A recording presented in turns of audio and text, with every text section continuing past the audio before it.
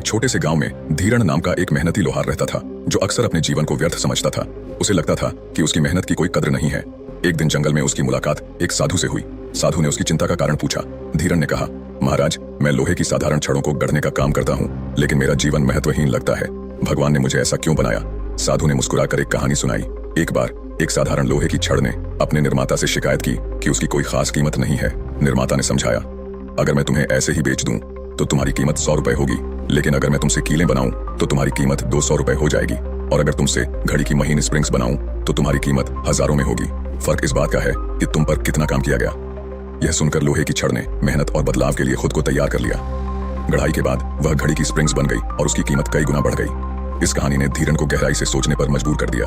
उसने समझा कि हर व्यक्ति के भीतर संभावनाएं होती हैं, लेकिन उनकी असली कीमत तभी सामने आती है जब वे मेहनत, लगन और बदलाव के लिए तैयार हों। धीरन ने अपने काम को नए तरीके से देखने का निश्चय किया।